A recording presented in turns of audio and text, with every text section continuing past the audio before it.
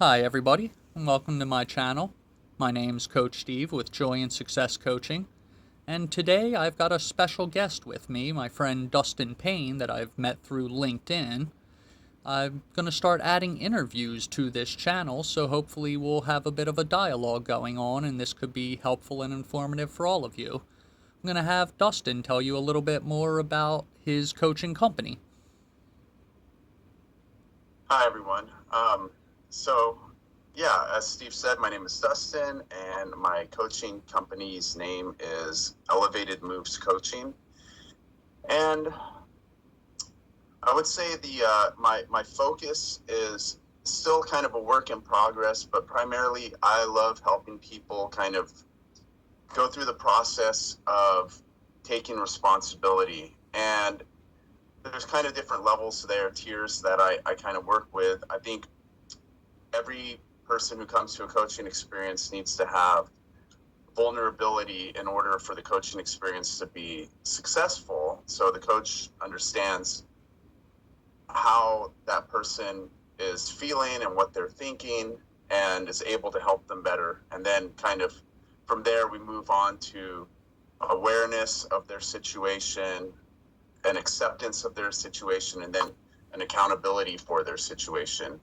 And I think the overarching theme that I'm trying to go with is helping people move past trauma so it doesn't become a generational cycle of trauma that gets handed down from each generation to the next. So the main goal is teaching people how to heal themselves and help themselves so that they can help heal the world.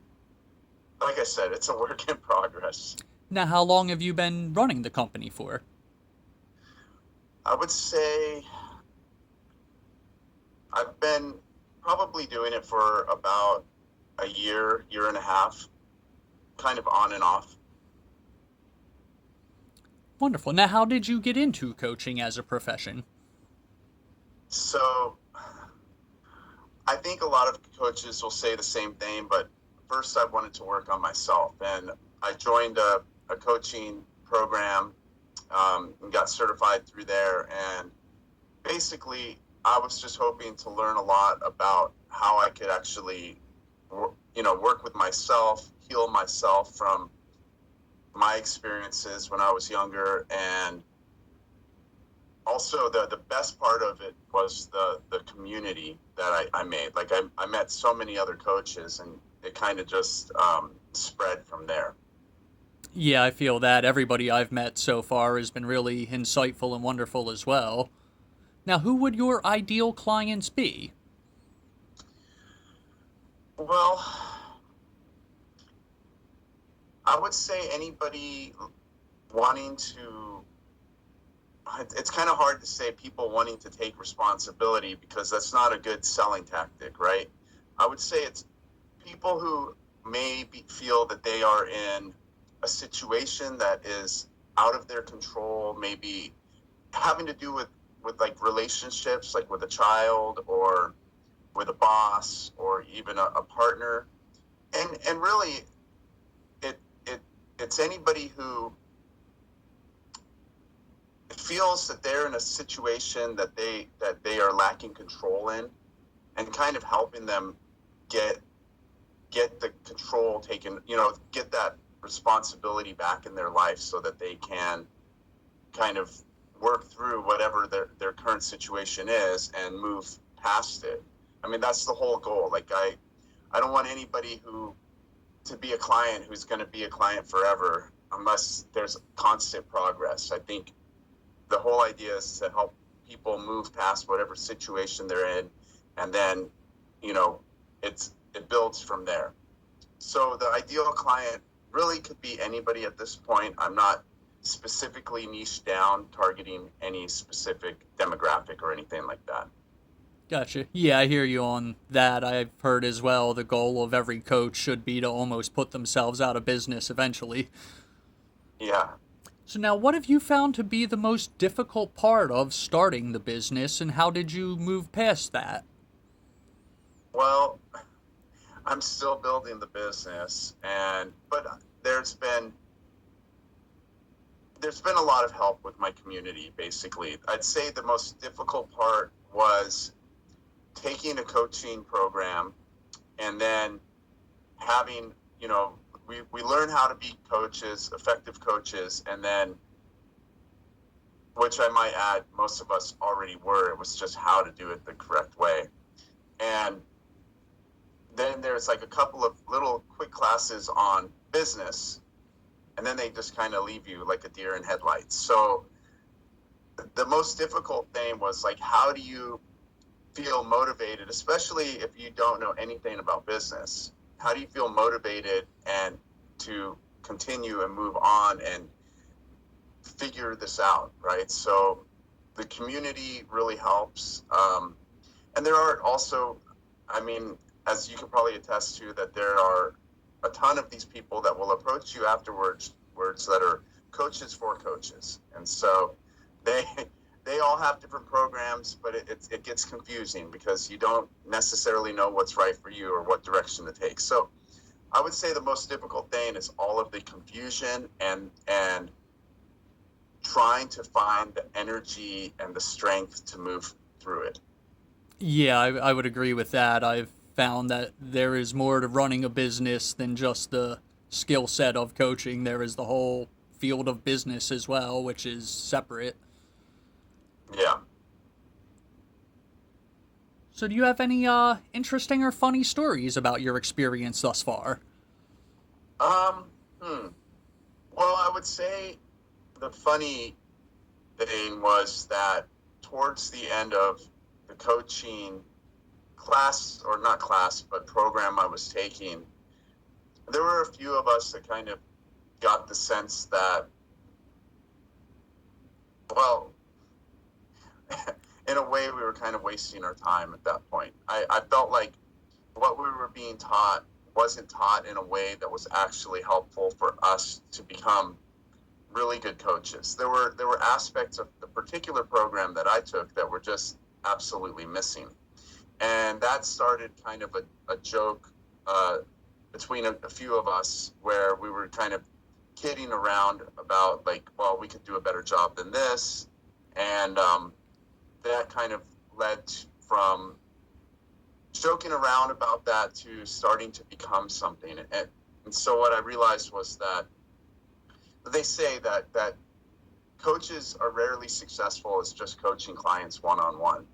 And they need to try to build programs or courses or whatever, some sort of thing that they can get multiple people to kind of join. And so I thought, well, how will I ever do that? And just from the joking around about us saying that we could do a better job, a few of us actually got together and we've started designing something that we're hoping will actually help coaches, that can help coaches that are coming from kind of where we were at, just getting our coaching certificate, to actually building their business.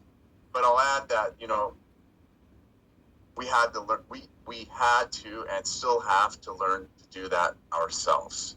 So it's kind of a slow process. It's something that's a work in progress. But that is completely a separate thing. It's not even related to my personal coaching. So I don't Gotcha. know. I guess the funny story is how kind of talking crap and kind of led to hopefully something a lot bigger. Gotcha. Which I guess takes me to my next question. Your plans for the future. You're looking to, I guess, work with these other coaches on a program to better inform other coaches.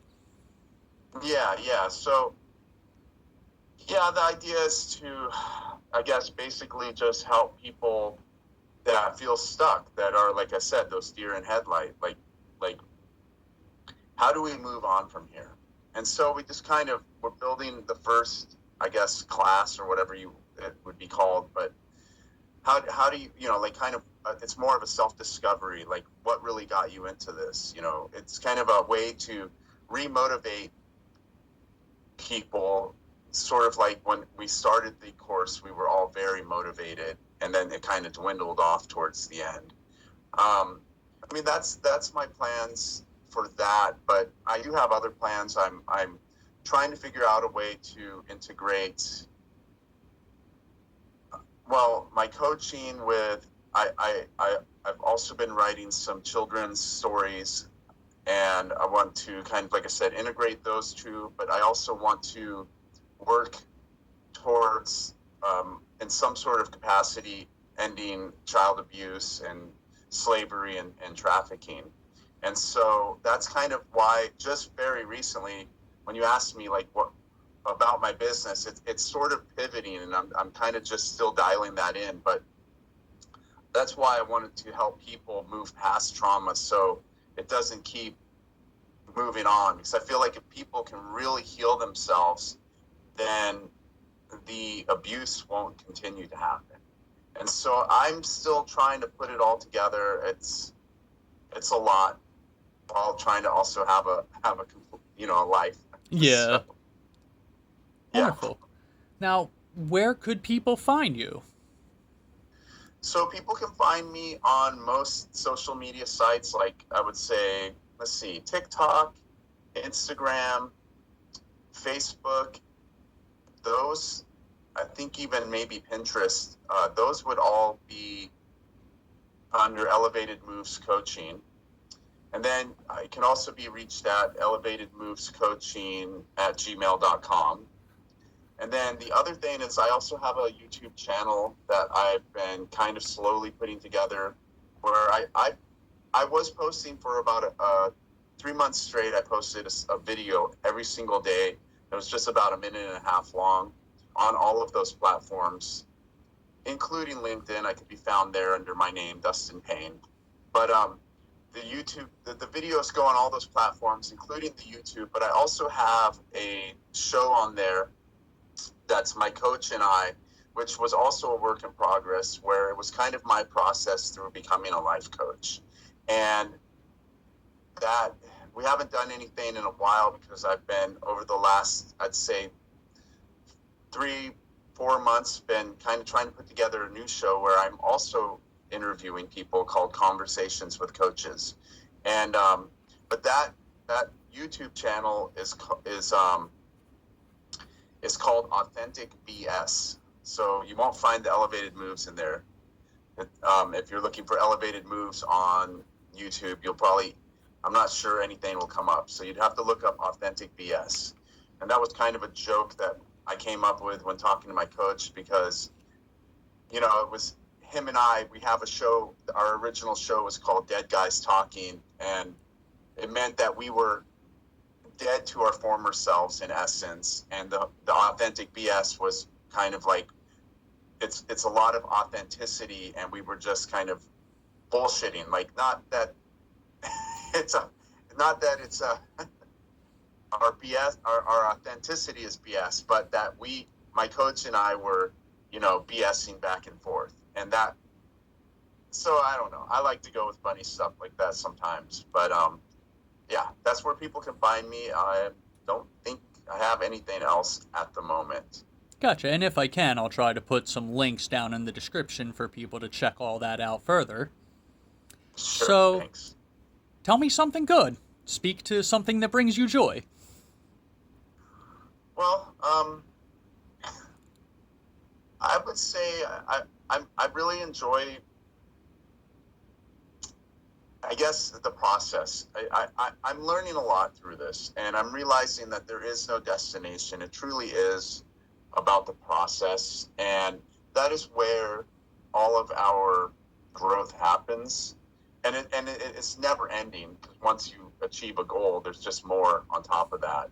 And so I guess something good is that I'm starting to realize what I call these laws of the universe, that there's no such thing as perfect balance. There's no such thing as being perfect. There's no such thing as a destination. It's all a process. It's all kind of like a wave. It's the ups and the downs. Even though the ups feel really great, it's the downs that got us there. And we have to remember that when we're up here, and when we're down here, we have to know that our character is being built. And so that's why I say that's the balance. It's not flat. It's a wave. And and that is what's perfect, is the imperfection. So I think there's a joy in there. There's a joy in creating something and making it happen. Wonderful. Yeah, yeah, I can't agree more. So, what is your definition of success? Well, there is the I guess there is the success that one might want for, I would say, financial freedom and whatnot, but I don't believe that that is necessarily success. I believe that life is a phase. It's a temporary thing that we're all passing through. So I believe the they say don't die with regrets. Hmm. I don't know if that's possible. It's one of those kind of, everybody has things that have happened in their lives that they may regret. I think the idea is moving past the regret. And so if we can move past the regret and see the beauty in those things that were difficult in our lives, then I believe that's where our success comes from. I think the success of having a solid relationship with my son and learning how to navigate the tough times with him, that's a success. I don't believe that having the fancy car and a lot of money is a success. It's nice, but I believe when people chase the money, Hmm. then they don't achieve anything. So it is like a byproduct. That the financial stability and all of that, I think, will be a byproduct. But it's really about doing what's right and what feels right in your gut and in your heart. Wonderful. Now, how old is your son? 7 years old. Wonderful, wonderful. Yeah. Well, yeah, I wanted to thank you for taking the time to do the interview here, and you have Of any final course. words? Um, Please excuse the jitters at the beginning and my first interview. So no, my final words are, if you take the time to really work on yourself, you're going to really benefit the rest of the world. Everybody has a gift, and we have to think about the programming that we're putting out there for our children, for the people around us, our friends, and even in nowadays times, we even have to think about the message we send when we are dealing with technology, artificial intelligence. That is a child to us, and what we put into that, what we put into our children, that is what's going to shape the world. And wouldn't it be wonderful if we left a world where our children can actually live the lives that they dreamed of when they were children, versus having to clean up the mess after us? Wonderful, wonderful. Well, I want to thank you again for taking the time to do the interview today, and I want to thank everybody at home for taking the time to watch the interview. I've been Coach Steve with my friend Dustin Payne, and we are both wishing you the best of joy and success. We'll talk to you guys later.